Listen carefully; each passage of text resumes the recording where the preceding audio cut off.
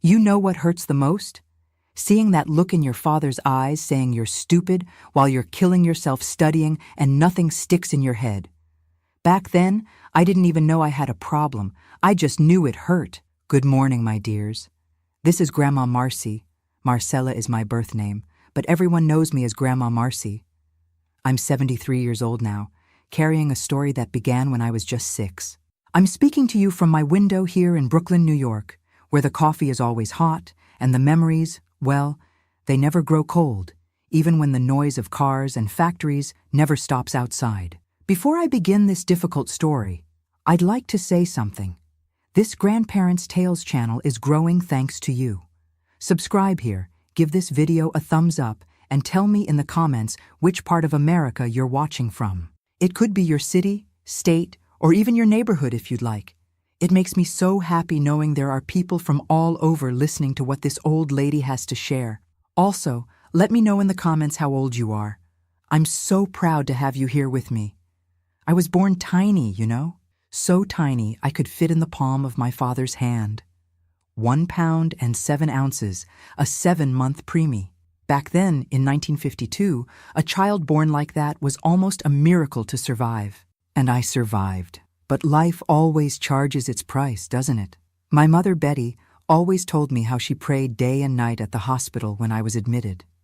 Marcella, you were so fragile that the nurses were afraid to even hold you, she would say. I stayed in that hospital for 40 days. Daddy worked as a loader at the Fulton Fish Market, and Mama did tailoring work from home. They scraped together every penny to pay the hospital bill and still ended up owing favors to half the neighborhood. I grew up seemingly normal, chubby even, because my mother thought food was medicine for everything. Eat a little more, Marcella, to get strong, she repeated at every meal like it was a prayer. And I ate, happy as could be, not knowing the problem wasn't with my body, but with my little brain. The first signs appeared when I started school. I was 7, a little delayed because Mama was afraid to send me earlier. I remember my first day like it was yesterday. Little blue dress with white polka dots that Mama had sewn all night, white socks, black shoes that pinched my toes. I was so happy. Finally, I was going to learn to read and write like the big kids. The teacher, Mrs. Johnson, was a lady with her hair pulled back in such a tight bun that it seemed to pull her entire face skin. She wrote on the blackboard with such neat handwriting that I thought was the most beautiful thing in the world. But that's when my torment began.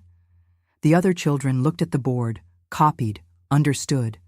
I looked and saw only marks that danced, letters that switched places, numbers that got mixed up. Marcella, why haven't you copied the lesson? Mrs. Johnson would ask. I did copy it, teacher, I'd answer, showing my notebook. But this isn't what's on the board, child. And it wasn't. I was sure I was copying correctly, but when I looked at the other children's notebooks, I saw that mine was completely different. The letters came out crooked, words missing pieces, entire lines skipped. I didn't understand what was happening. The weeks went by, and while the other children were already putting letters together to form words, I was still crawling. I cried hidden in the school bathroom. I prayed every night asking St. Jude of the impossible causes to make me smart. Mama soon realized something wasn't right. Every night she would sit with me at the kitchen table after washing the dinner dishes, hands still smelling of soap, and try to help me with homework. Come on, sweetie, let's try again. B with A makes BA, B with E makes BE. I would repeat, memorize, but the next day it seemed everything had left my head, like water running between fingers. I could see the disappointment in her eyes, even when she tried to hide it. Daddy, Anthony, was another story. A hard man, raised in rural Pennsylvania, who thought education was almost a luxury, especially for a girl. What's all this schooling for? A woman needs to learn to cook, clean, keep house, he would grumble. But he still agreed to send me to school. Maybe because of Mama's insistence. Maybe because deep down he wanted a schooled daughter to brag about to the other loaders at the market. The first report card was a disaster.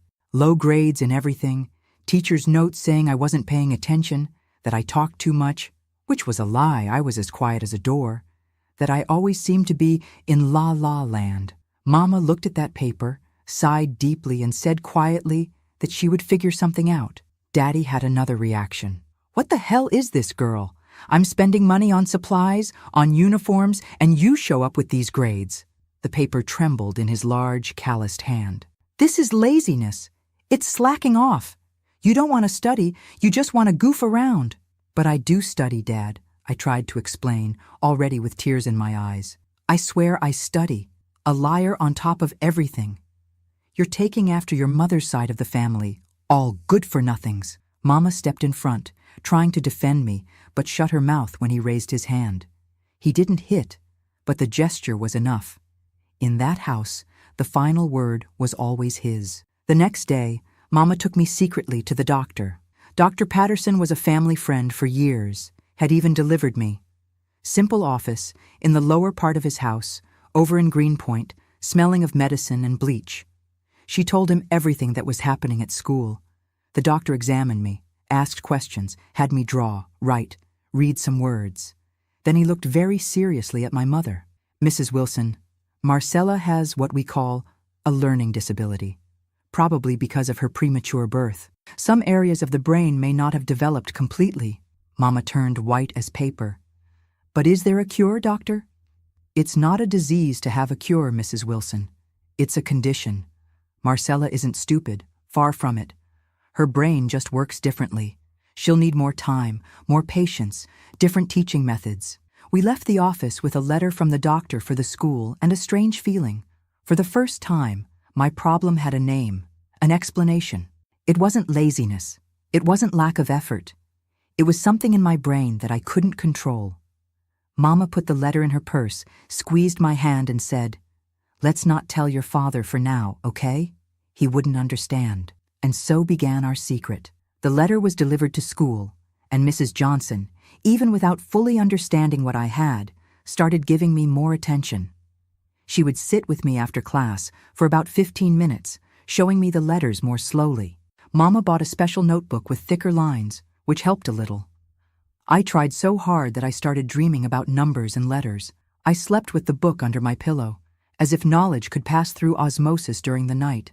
I prayed, made promises, begged God to make me like the other children.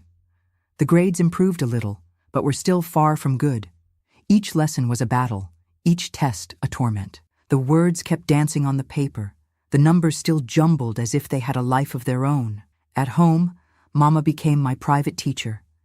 After Daddy fell asleep, she would sit with me in the kitchen under the dim light of a lamp to save electricity and teach me her way. Patient, she invented songs for me to memorize the letters, drew figures that helped me remember the shapes. The A looks like a little house with a person inside, see? The B is a pregnant lady from behind. Slowly, very slowly, I started learning. Not like the other children, not at the pace that school expected, but in my own way. That's when Dr. Patterson suggested I repeat the year. It would be better for Marcella to have more time to assimilate the material. Forcing her to move forward will only frustrate her more. Mama agreed, but then came the bigger problem. How to tell my father? Anthony had a silly pride in telling his friends that his daughter was in school, learning. Every now and then, he would ask me to show others that I knew how to read, making me spell out the headlines of the old newspaper he brought from work. I would stammer, make mistakes, sweat coldly, and he would shake his head, disappointed. See? Doesn't pay attention. The teacher said she's a good student, but all I see is laziness. The school sent the final report card in December 1960. Failed. The words stamped in red seemed to scream from the paper. Mama took the envelope before I could show it to my father and hid it inside her mattress. "We'll tell him after Christmas, sweetie. Let's not ruin the holidays." That was a strange Christmas. I got a cloth doll that Mama made in secret, a new dress sewn with leftover fabric from her work, and a heavy feeling of failure that no gift could wrap. While helping make the turkey, a luxury we only had once a year, I thought about how the next year would be, going back to the same class, seeing the looks of classmates who had passed. On New Year's Eve, after the neighbors had left and Daddy had already drunk more than his share, he called me into the living room. "So, Marcella, got your school results yet? Did you pass?" My heart raced. I looked at Mama, who was in the kitchen, and made a discreet gesture for me not to say anything. But Daddy noticed the exchange of glances. "What? Are you hiding something from me?" No, Dad, I stammered. It's just, the school hasn't given the results yet. It was the first time I lied directly to him. The lie came out crooked, just like my letters in the notebook. Daddy narrowed his eyes, suspicious. What do you mean they haven't given it? It's already the end of the year. The other kids in the neighborhood already know if they passed. It's just, the teacher said that they would send it by mail. Mama entered the living room at that moment, drying her hands on her apron. Anthony, leave the girl alone.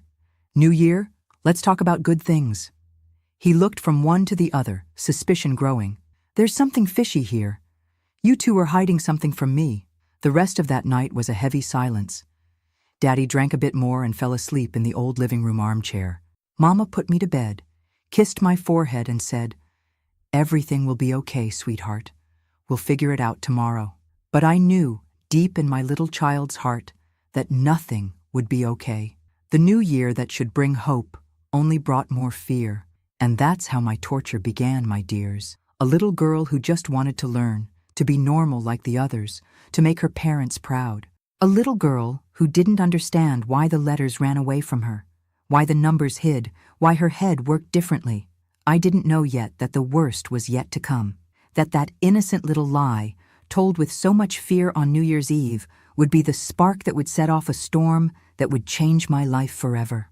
I couldn't imagine that soon I would know the dark basement of our house, a place that until then had only served to store old junk and would become my particular nightmare. Oh, how life takes turns. Today, sitting here in my little apartment in Brooklyn, sipping my coffee and talking with you, it seems like it all happened in another life, to another person. But the marks remain. Some on the skin, others on the soul. The first day of 1961 dawned with a shy sun coming through the window of our small two-story house in Brooklyn. I remember like it was yesterday the smell of coffee brewing in the kitchen, mixed with the aroma of day-old bread that Mama was heating on the stove. My head still heavy from the lie I had told the night before. Daddy woke up with a hangover, grumbling around, complaining about his headache. In those days, we knew it was better to stay quiet, not to bother. I stayed in my room arranging my few dolls, pretending the world outside didn't exist, that January wouldn't end, that February wouldn't come with the return to school. The vacation passed in the blink of an eye, as always happens when you're afraid of something. Soon it was February, and Mama needed to enroll me in school. There was no way to postpone the conversation with Daddy anymore. It was on a Tuesday night. Daddy had come home tired from the fish market, but in a good mood. He had managed to bring home some fruit that was going to be thrown away, slightly bruised apples, very ripe bananas. But for us, they were a feast. Mama made a dessert with the bananas that was delicious. I think she chose that moment precisely because he was satisfied, with a full belly. "Anthony," she began, her voice low, almost a whisper, "we need to talk about Marcella's school." I froze. My spoon stopped in the air with a piece of dessert that never reached my mouth. "What about school?" he asked, still distracted with the last piece of dessert on his plate.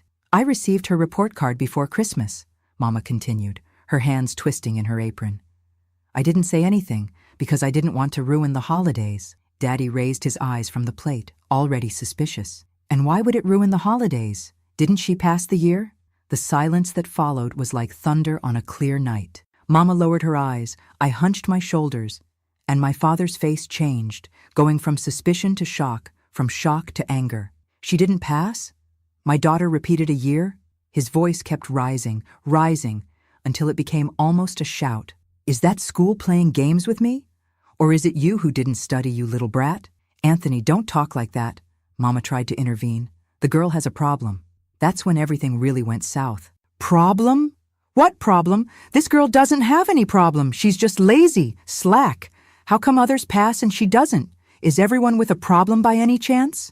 Mama took a deep breath, gathering courage, and told him about the visit to Dr. Patterson, about what he had said, about the premature birth, about the difficulties I had. Daddy listened to everything with narrowed eyes, his face getting redder and redder. When Mama finished, he slammed the table so hard that the plates jumped. "That's your invention, and that quack doctor's. There's no such thing as a brain problem.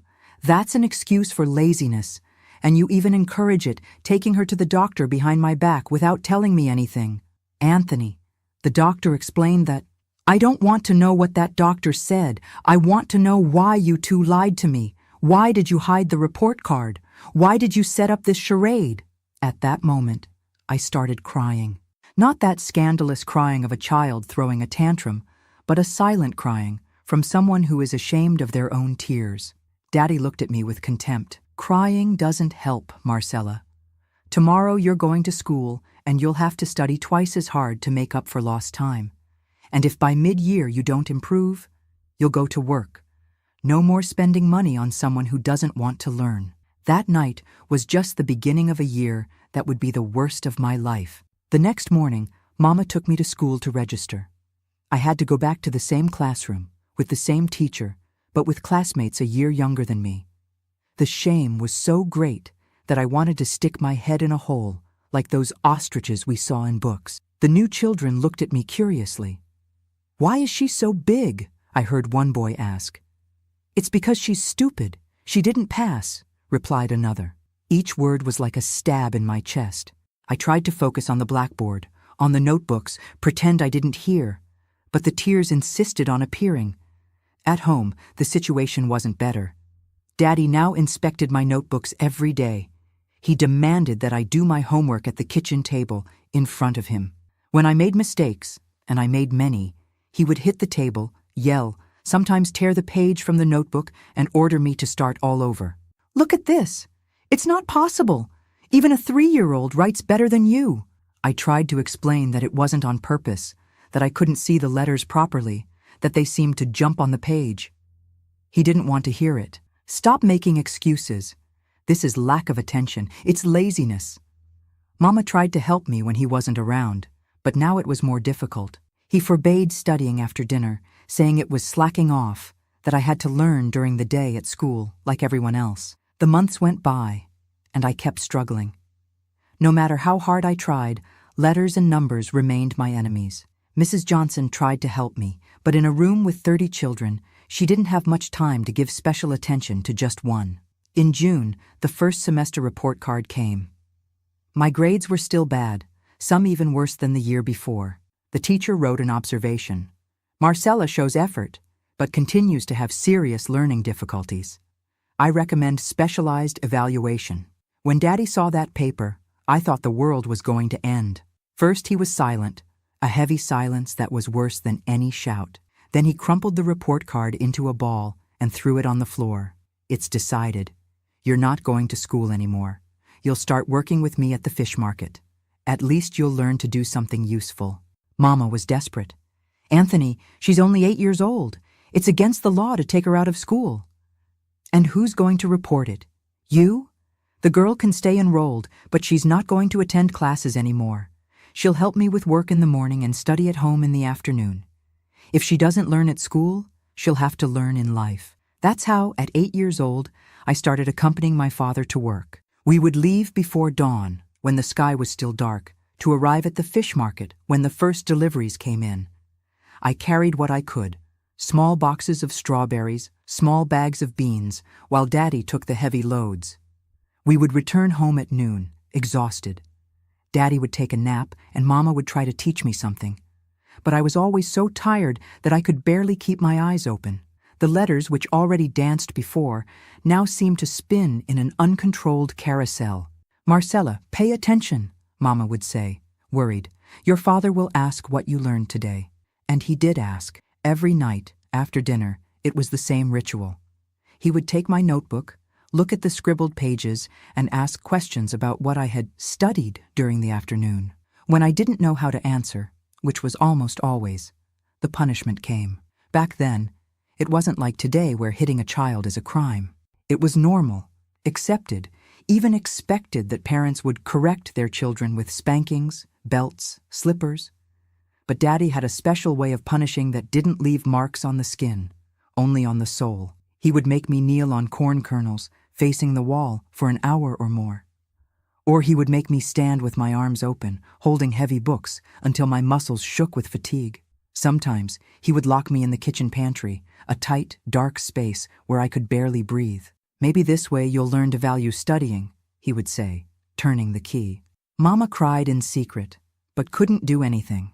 In our house, his word was law, and if she tried to defend me too much, she would get it too. This routine of work and punishment continued for months. At school, my presence was increasingly rare. Mama would invent excuses, that I was sick, that I had a doctor's appointment, but the principal was already suspicious. On one of the few times I went, she called me to her office. "Marcella, why have you been missing so much?" she asked, with that adult look that knows something is wrong. I swallowed hard, remembering my father's warning before leaving home. "If you tell anyone anything, the punishment will be worse. I've been helping my mother at home," I lied, my eyes fixed on the floor. "She's been sick." The principal didn't believe it, of course, but what could she do? Back then, in 1961, there was no Child Protective Services. There wasn't the oversight that exists today. A child who didn't go to school was just another number in the statistics. At the end of that year, I didn't even need to take the final exams. I had already failed due to absences. The report card came by mail, and Mama managed to hide it again. But this time, there was no way to postpone the inevitable. "Anthony," she began one night, after I thought the worst had already passed, that he had forgotten the subject. Marcella failed again. I'll never forget the look he gave me. It wasn't anger. It wasn't disappointment.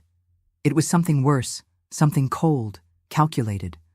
"I expected that," he said, surprisingly calm. "That one just can't be helped." That calmness scared me more than any shouting. Daddy was like a storm, loud, violent, but it passed. This sudden tranquility was like the calm before the hurricane. Christmas of 1961 was even sadder than the previous one. I didn't get presents. I didn't participate in the dinner. I was locked in my room, punished, listening to the family celebrate on the other side of the door. Mama managed to bring me a piece of French toast in secret, but that was it. At the turn of the year, while the neighbors set off fireworks and toasted with cheap apple cider, I was lying in bed, pretending to sleep, but actually praying. I asked God, all the saints I knew, that the new year would be different, that a miracle would happen and Daddy would forgive me, that I would finally be able to learn like the other children. Little did I know that my prayers would be answered in the worst possible way. That 1962 would begin with a night that would change my life forever. A night that, even after so many years, still makes me wake up sweating, screaming in the dark, as if I were still that 8-year-old girl, terrified, being dragged to the basement. But that, my dears, is a story that I still have to find the strength to tell. Because even now, more than 60 years later, the memories of that dark basement still give me chills. I can still smell the mustiness, the dampness on the walls, the darkness that seemed to swallow everything, even hope. First night of January 1962. I'll never forget that date. It's marked in my soul as if it had been burned with a branding iron. The living room clock had just struck midnight, and I was pretending to sleep, curled up under the thin blanket, listening to the sound of the last fireworks exploding far away. The house was quiet. Mama had already retired after cleaning up the kitchen, tired from the small celebration we had. Just the three of us and the heavy silence that seemed like a fourth guest at the table. Daddy had drunk more than usual, but he wasn't agitated. On the contrary, he had that frightening calmness that had appeared in the last few days, since he found out about my second failure. Sleep was finally coming when I heard my bedroom door open slowly. I thought it was Mama, coming to give me a goodnight kiss, as she sometimes did when Daddy was already asleep. But the strong smell of cigarettes and whiskey that invaded the room alerted me that it wasn't her. "Wake up," my father's voice sounded low, controlled. "I know you're not sleeping." I opened my eyes slowly, my heart beating so hard it felt like it was going to jump out of my mouth. Daddy was standing at the door, a dark silhouette cut out against the weak light from the hallway. I couldn't see his face properly, but I felt his gaze fixed on me. "Get up and come with me," he ordered, without raising his voice, without making noise. "I don't want to wake your mother."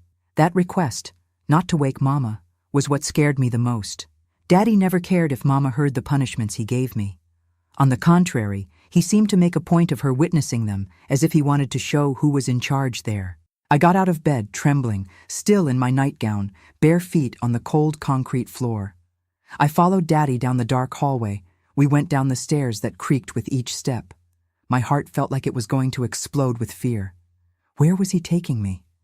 What had he planned with that frightening calmness of the last few days? When he stopped in front of the basement door, I understood, and terror rose up my throat like bile. The basement of our house was a place that I avoided at all costs. It was under the stairs, had a low ceiling that not even Daddy could stand up straight in there. It was dark, damp, full of moths and cockroaches. It served as storage for old junk, rusty tools, moldy cardboard boxes with things that nobody used anymore, but didn't have the courage to throw away. "Dad, please," I murmured, tears already flowing before I even knew what awaited me. "I promise I'll study more. I'll learn. I swear." He didn't answer. He just unlocked the rusty padlock, opened the door that groaned on hinges needing oil, and turned on a weak light bulb that hung from the low ceiling.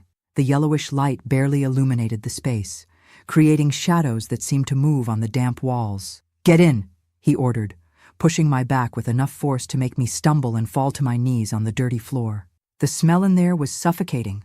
Mold, rotten wood, damp earth. I turned to look at Daddy, pleading with my eyes, unable to form words out of so much fear. That's when he took off his belt. It wasn't the common belt he used to hold up his pants. It was a thicker belt, dark leather, with a large metal buckle that gleamed in the dim light.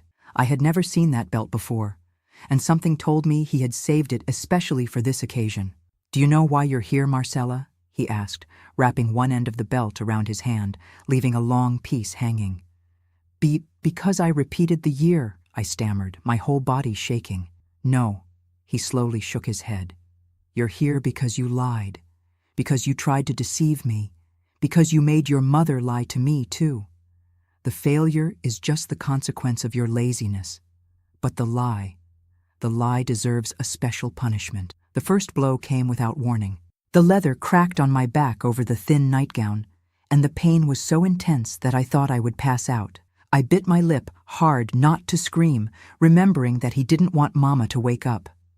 "This is for you to learn," he said, his voice still strangely controlled, as the belt went up and down.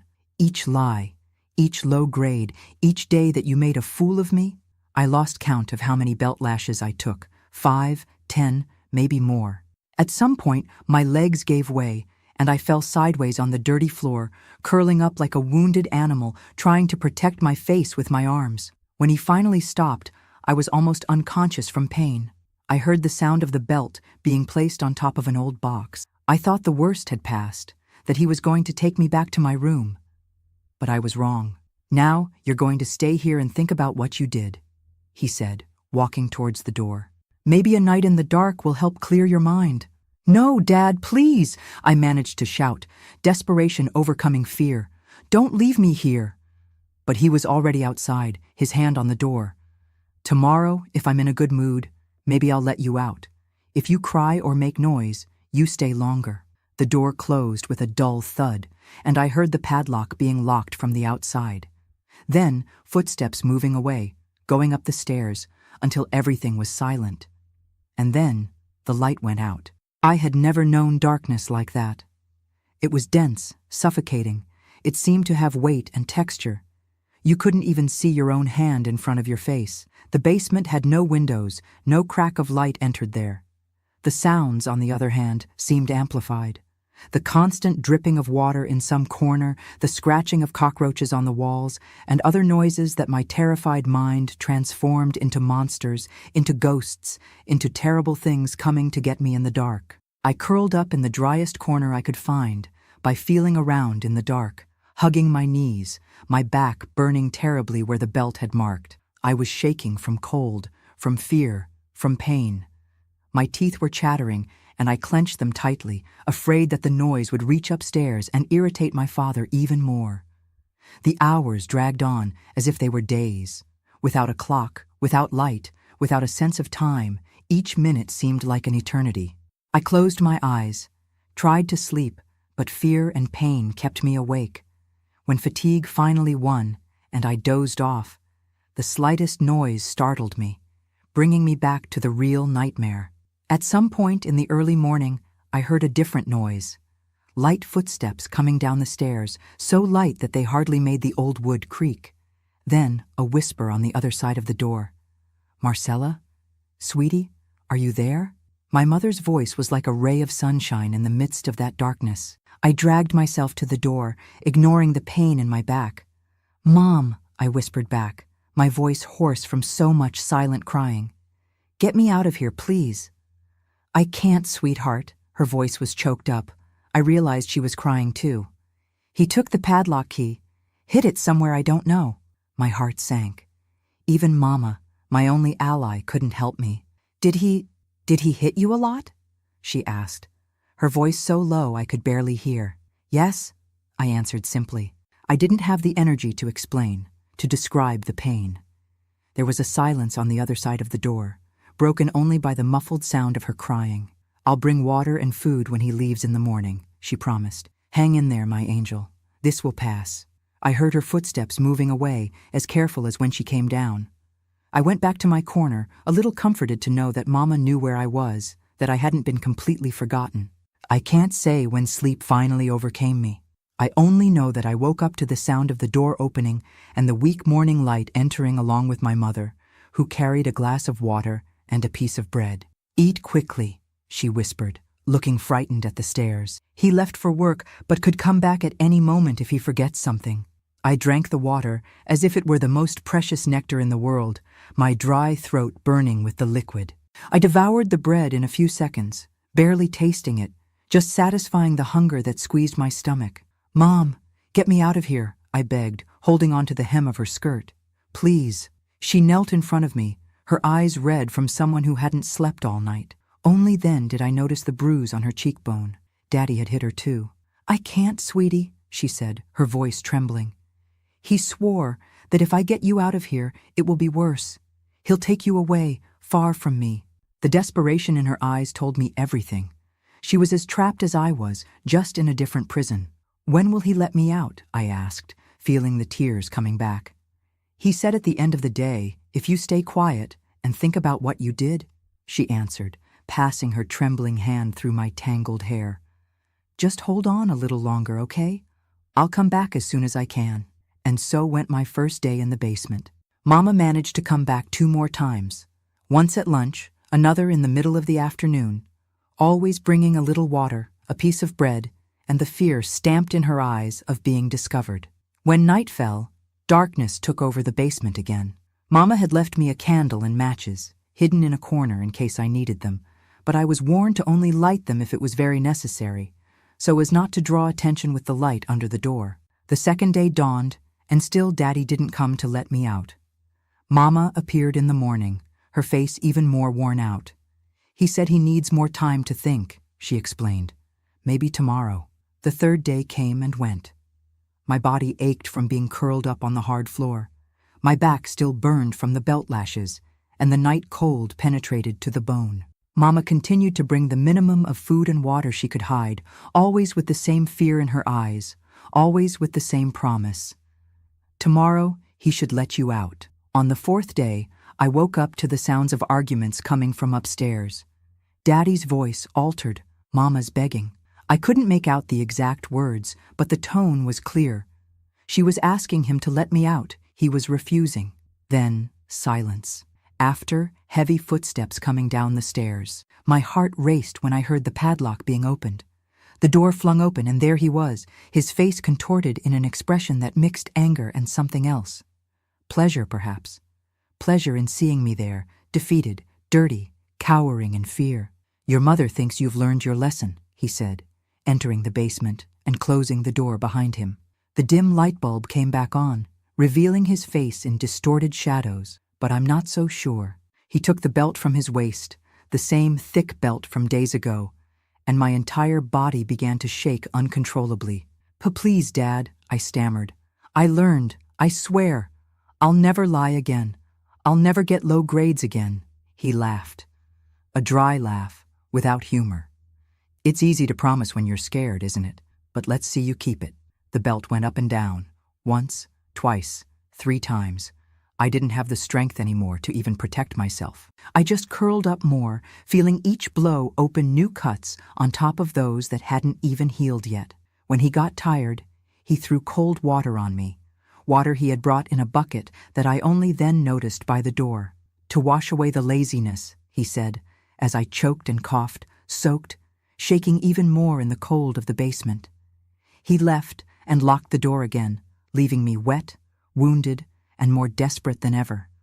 I don't know how much longer I stayed there. The days began to mix together, the notion of time completely lost. Mama kept appearing when she could, bringing hidden food and water, cleaning my wounds with a damp cloth, crying softly while begging me to hang in there just a little longer.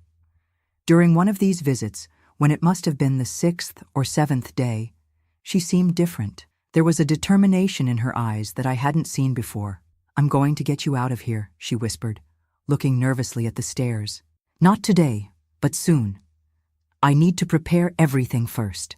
"How?" I asked, unable to believe, afraid to create hopes that would be crushed later. "My brother," she said, so low that I had to lean in to hear. "Gerald. I sent word to him. He's a sheriff down in Virginia, remember? He's going to help us." Uncle Gerald. I barely remembered him.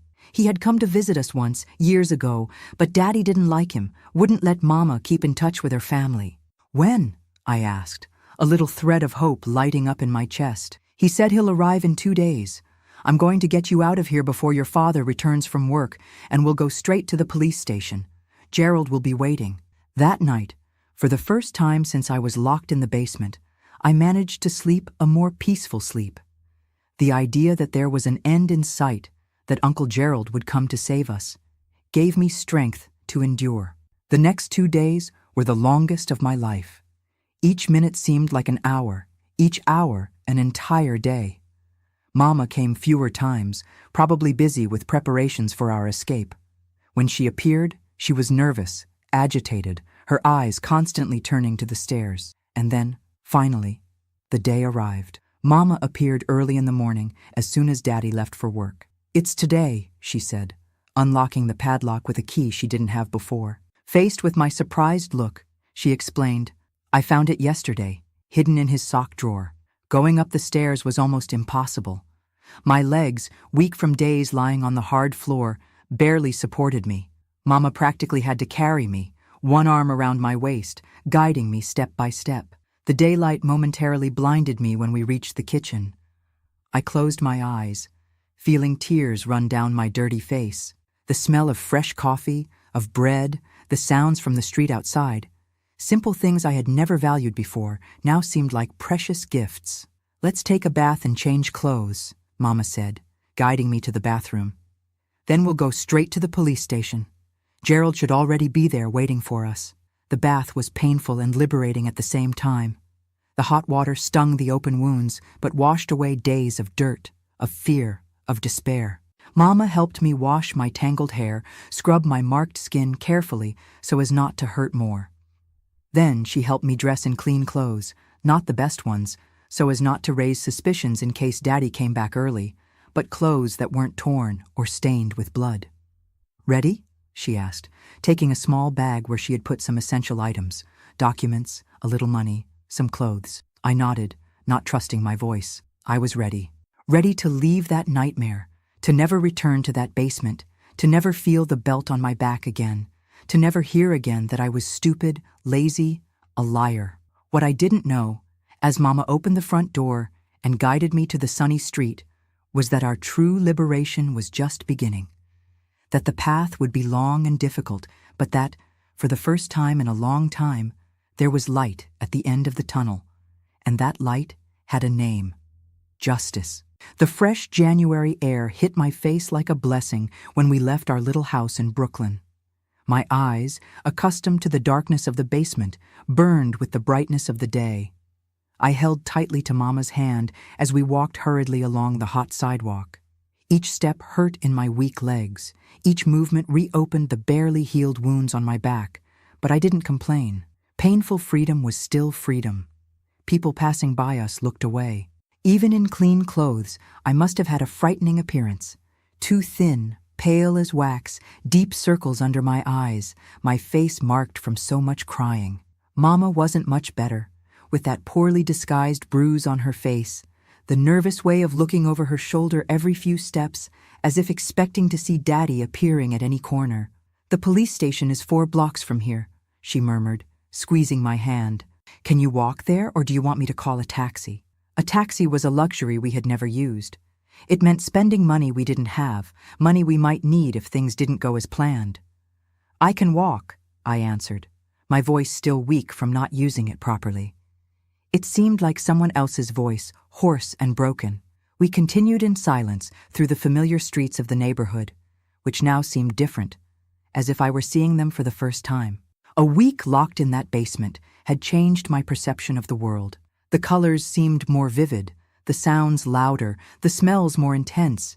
Even the stench of garbage at the corner seemed almost pleasant compared to the smell of mold and dampness that had impregnated my nose. The Brooklyn Police Station was an old 2-story building with a peeling facade that had seen better days.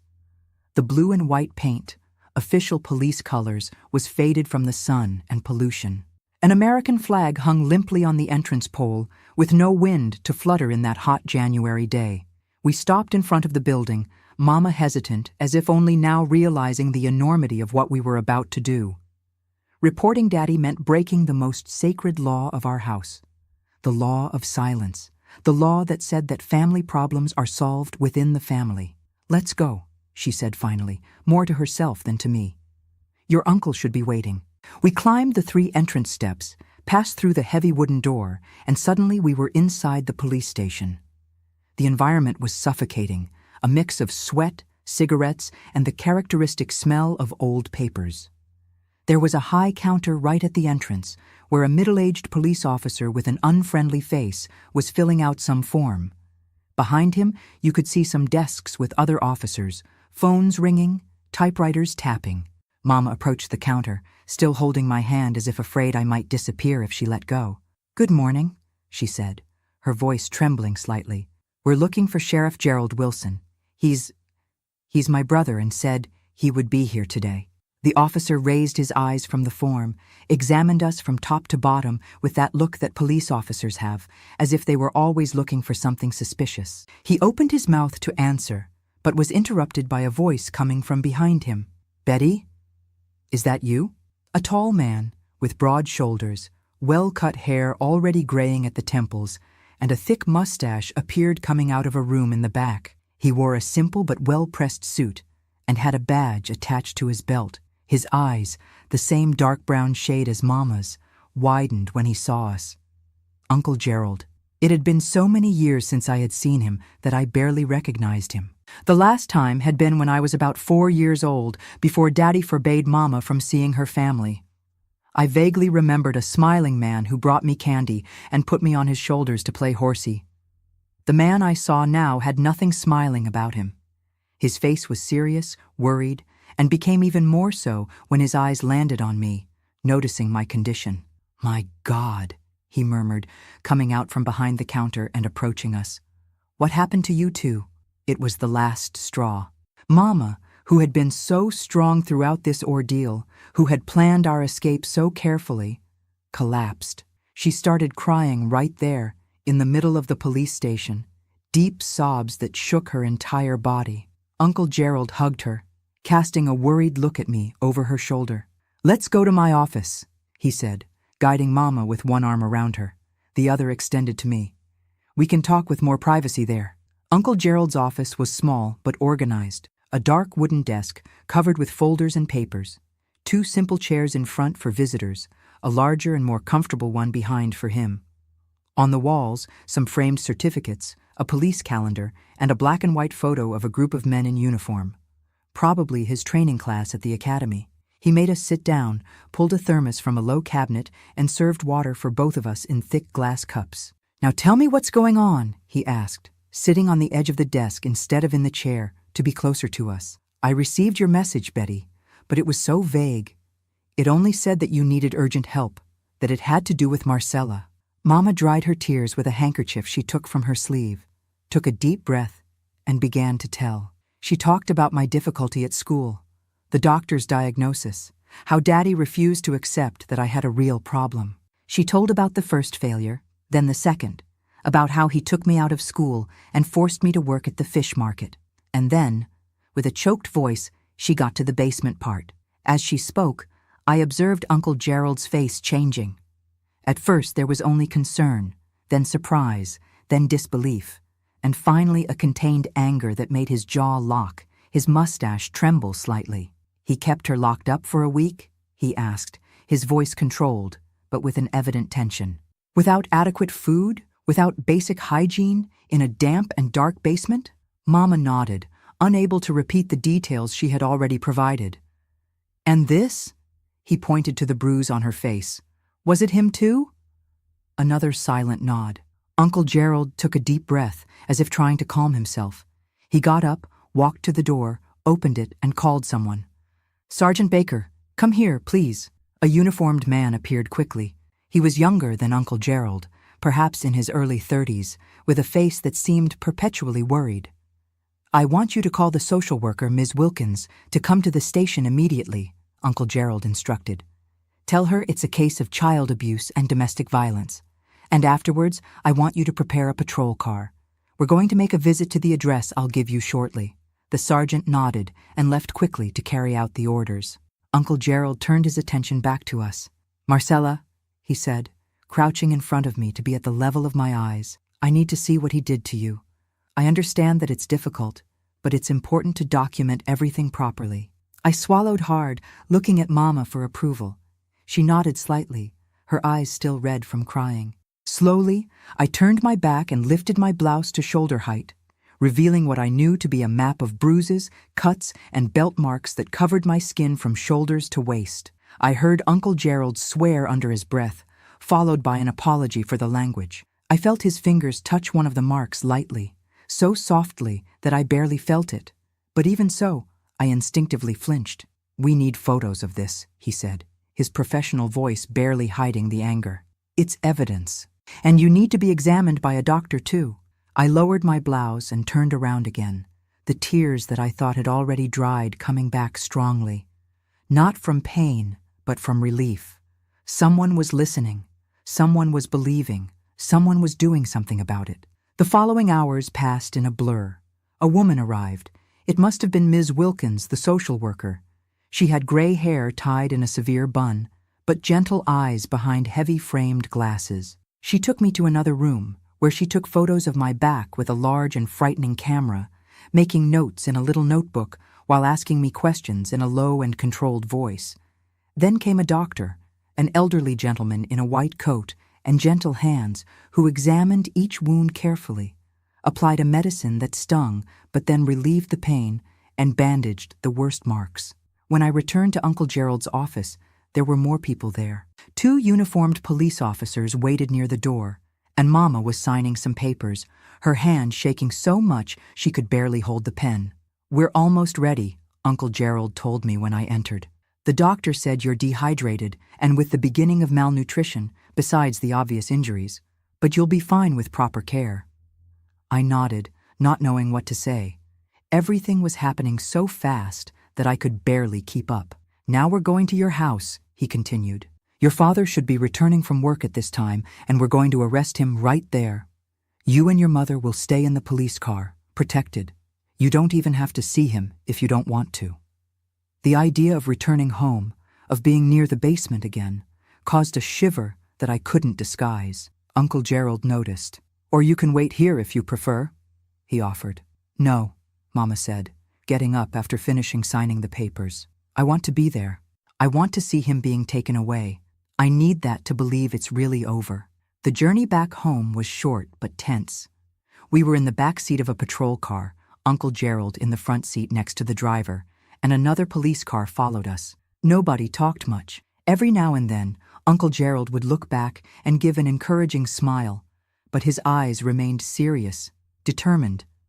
When we turned the corner of our street, I saw Daddy. He was arriving home, still wearing his dirty work clothes from the fish market, carrying a bag that probably contained leftover fruits and vegetables that he managed to get at the end of the day. Seeing the patrol cars stopping in front of our house, he stopped, confused. Then his eyes fixed on the car where we were, and even through the glass, I felt his gaze meet mine. For a moment, I saw surprise on his face, then understanding, and finally an anger so intense that it made me shrink in the seat. Uncle Gerald and the other police officers got out of the cars and approached him.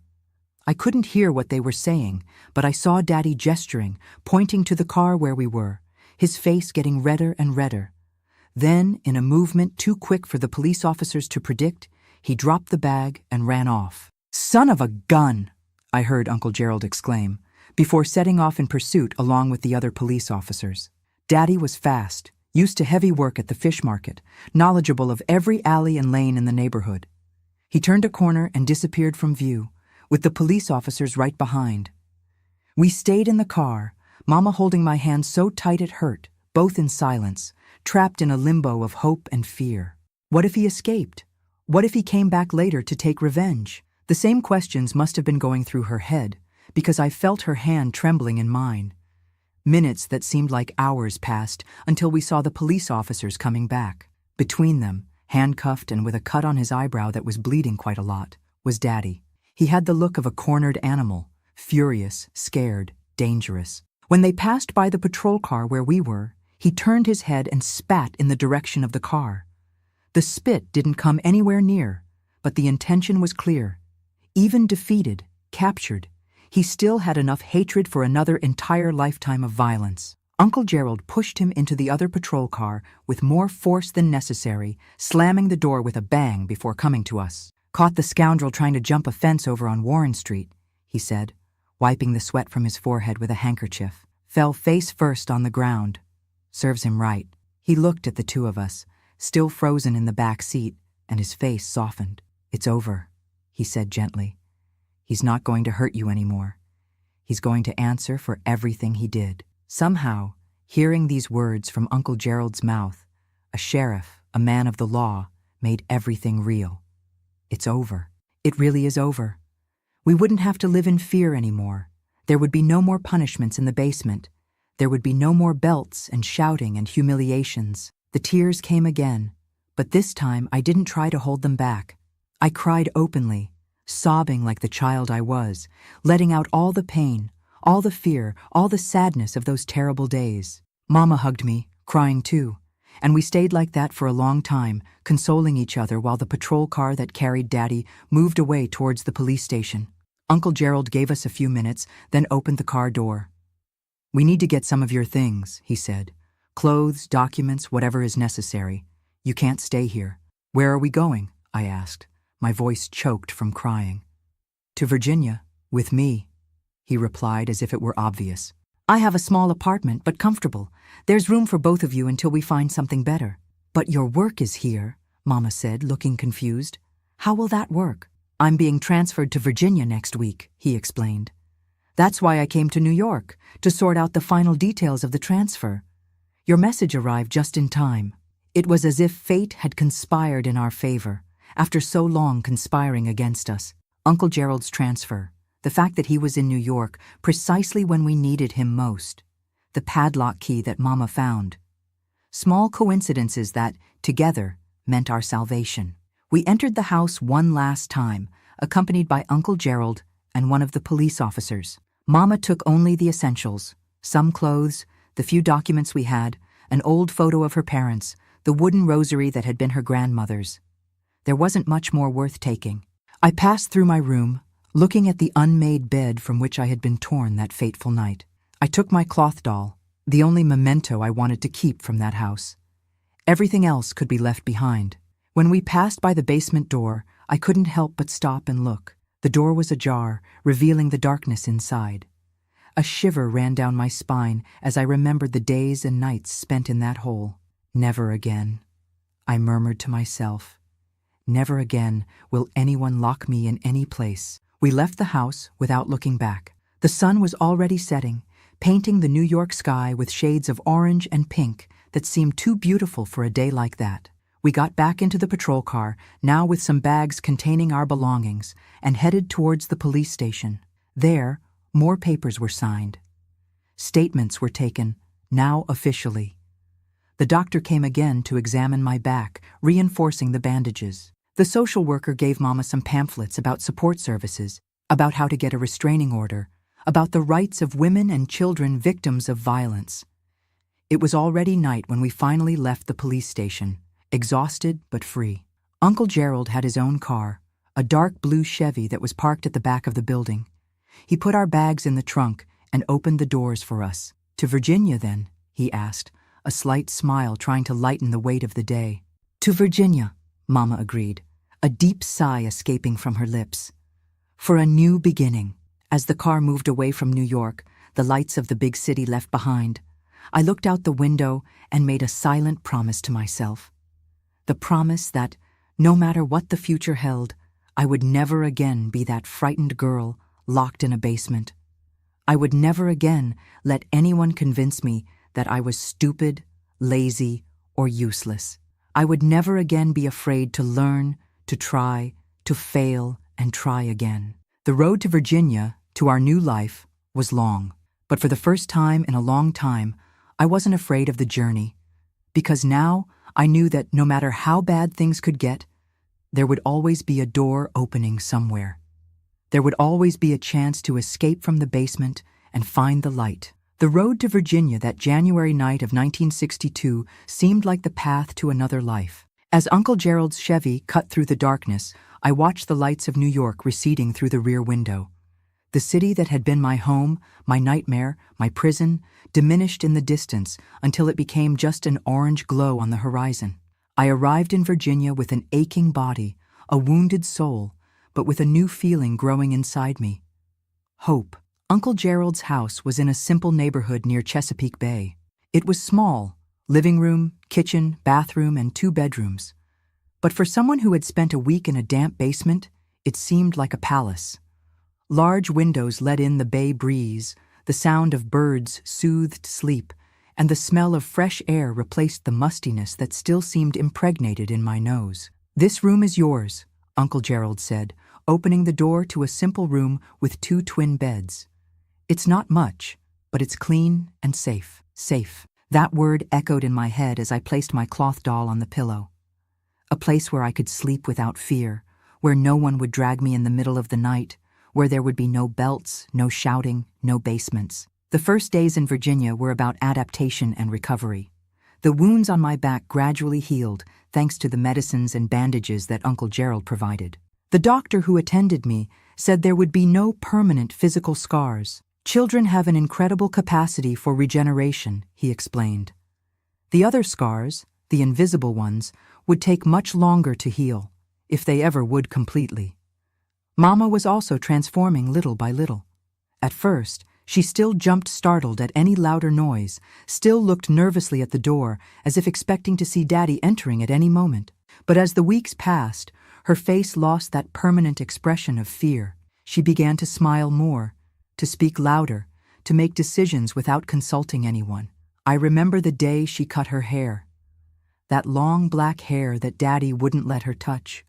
That always had to be tied in a severe bun. She came back from the salon with her hair at shoulder length, a modern cut for the time. She looked 10 years younger, and when she looked in the mirror, I saw a spark in her eyes that I thought had been extinguished forever. The school issue arose in the first few weeks. Uncle Gerald insisted that I needed to go back to studying, that it was my right, but just thinking about it made me feel a knot in my stomach. "What if I can't do it again?" I asked one night, as we dined at the small kitchen table. "What if the letters keep jumping, if the numbers keep mixing up? I know a school nearby that has teachers specialized in children with learning difficulties," Uncle Gerald replied, serving more potatoes on my plate. He always served me extra portions, concerned about making up for the days of hunger in the basement. "It's not like in New York. Here they know how to deal with this. They have different methods." The school Uncle Gerald mentioned was a few blocks from our house. It was smaller than my old school in Brooklyn, with more airy classrooms and smaller classes. On my first visit, the principal, Mrs. Thompson, carefully read the report that the doctor had made about my condition. "Dyslexia," she said, pronouncing a word I had never heard before. "That's what we call the type of difficulty you have, Marcella. It has nothing to do with intelligence. Some of the most brilliant people in history had dyslexia. It was the first time someone gave a name to my problem that wasn't laziness, slacking off, or stupidity, dyslexia. The word sounded strange, medical, but somehow comforting. It meant that I wasn't alone, that other people went through the same thing, that there was a path to follow. I started in the 3rd grade again, but this time with proper support. My teacher, Ms. Adams, had experience with dyslexic children. She taught me techniques to deal with the dancing letters, used colored materials that helped distinguish sounds, and most importantly, she had infinite patience. "There's no right time to learn," she would tell me when I got frustrated for not keeping up with the rhythm of others. Each one has their own internal clock. The first months were difficult. Years of being called stupid had left deep marks on my self-esteem. Each mistake made me expect a shout, a humiliation, a punishment that didn't come. Instead, I received an encouraging smile, a new explanation, a chance to try again. Slowly, very slowly, I started learning. Not just to read and write better, but to trust myself, to believe that I was capable. The first time I managed to read an entire paragraph without stumbling over the words, I cried with joy. Miss Adams hugged me, her eyes all so teary, as if she understood exactly the size of that victory. Meanwhile, life at home was also finding a new rhythm. Uncle Gerald worked during the day at the sheriff's office, and Mama got a job at a clothing store in town. It was the first time she worked outside the home. Daddy had never allowed it. She would return exhausted, but with a gleam of satisfaction in her eyes, proud to bring her own money home. News about Daddy came through Uncle Gerald. The trial was set for June 1962. Mama would have to testify, but the judge allowed me to be spared that trauma. My testimony had already been collected and would be read during the process. When the day came, I woke up with a strange feeling in my chest. Even hundreds of miles away, even knowing he was in jail and couldn't reach me, the fear was still there, coiled like a serpent around my heart. Mama left early with Uncle Gerald for New York. I stayed with Ms. Wilkins, the social worker who had become a family friend and lived in the same neighborhood as us. I spent the day restless, unable to concentrate on the books or games she suggested to distract me. They only returned late at night. I heard the key in the door and ran to the living room, anxious for news. Mama's face was pale, exhausted, but there was something different in her eyes, a mixture of relief and resolution. 15 years, was all she said, sitting heavily on the sofa. 15 years in prison. The maximum that the law allowed at the time for the crimes Daddy had committed. Part of me felt relief. He would be away for a long time. He couldn't hurt us. Another part felt a confusing sadness, difficult to explain even now, so many years later. After all, as much of a monster as he had become, he was still my father. Did he say anything? I asked, hesitantly. Mama exchanged a look with Uncle Gerald before answering. He didn't regret anything, she finally said. He said he did what any father would do with a disobedient daughter and a traitorous wife. Those words confirmed what, deep down, I already knew. The Daddy we knew, or thought we knew, had been lost a long time ago, maybe had never really existed. The man condemned in that court was just an empty shell full of anger and bitterness. "It's better for you to forget him, Marcella," Mama continued, stroking my hair. "We're going to build a new life here, just the two of us." And that's what we did. The following years were about reconstruction, discoveries, small and large victories.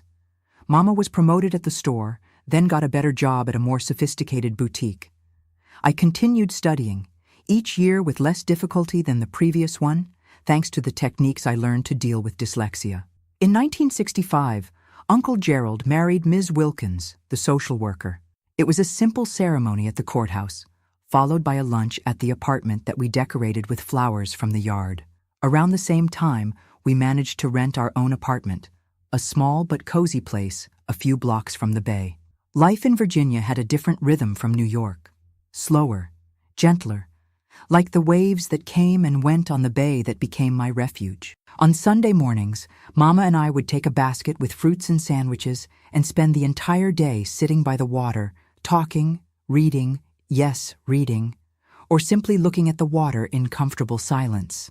Finishing elementary school was an achievement we celebrated with a chocolate cake that Mama made especially for the occasion. Entering middle school was another important milestone. Each completed grade was a victory against the ghost of that man who had called me stupid, who had tried to convince me that I would never be anything.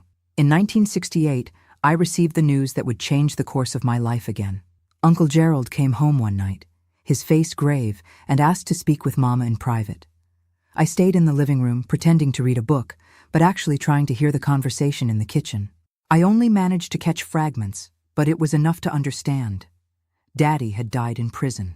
The details came later, in whispered conversations that weren't for my ears, but that I managed to catch anyway.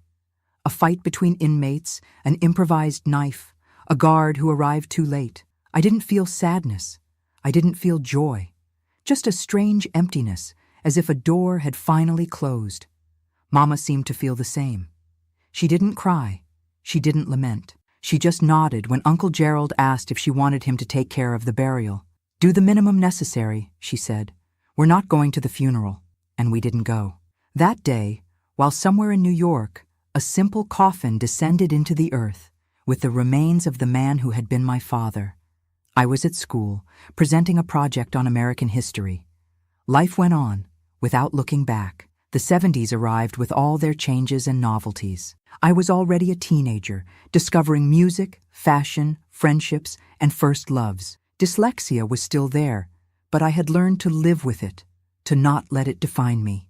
I still had to study more than others. I still needed more time to read and write, but I no longer felt less because of it.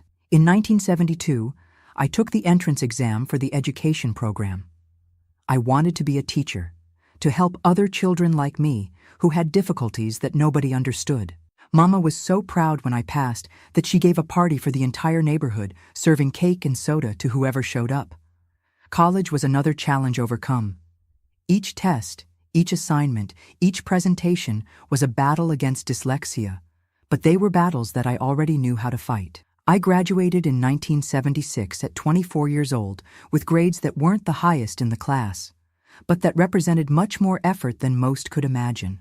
It was in college that I met Robert, a law student with gentle eyes and an easy smile, who invited me for coffee after a lecture on inclusive education. At first, I hesitated.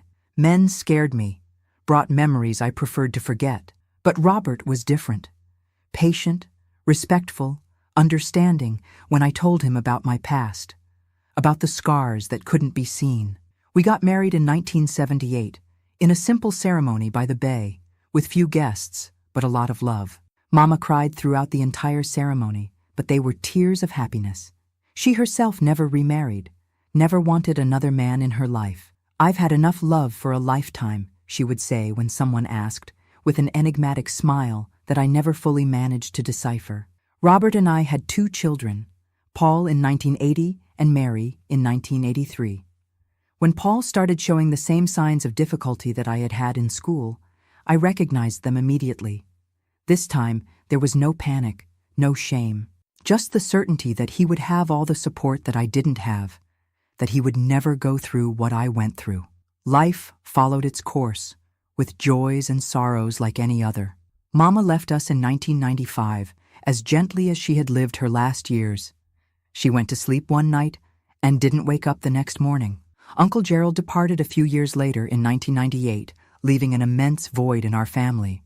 Robert retired from law practice in 2010. I from the special school I helped found in 1985. Our children grew up, graduated, built their own families. Paul became a doctor, specializing in pediatric neurology. Mary followed in my footsteps and became a teacher, working with children with special needs. And now, at 73 years old, sitting here at this window in Brooklyn where I returned to live after Robert passed away in 2018, I look back and see a life that could have been completely different if it wasn't for that dawn in January 1962, when Mama found the courage to get me out of the basement and ask for help. My dears who have listened to me until now, this is the story of Grandma Marcy, a girl who was called stupid but became a teacher, who was locked in a basement but found freedom, who was broken but rebuilt herself stronger. If you're going through difficult times, if you feel that you're trapped in your own basement, whatever it may be, know that there is always a way out. There is always a light at the end of the tunnel. You just need to take the first step towards it. Before I say goodbye, I would like to make a special request. If this story touched your heart, give a thumbs up to this video and subscribe here to Grandparents' Tales. This helps this old lady a lot to continue sharing her stories and perhaps helping other people who are going through similar difficulties. A tight hug from this grandma who, despite everything, believes in love, in the strength of justice, and in the capacity that we all have to rebuild ourselves, no matter how many times life tries to knock us down. Until the next video, my dears. Thank you for your patience. I'll complete the adaptation of the script, ensuring all cultural references reflect the United States rather than Brazil, and implement the requested changes for your Grandparents' Tales channel.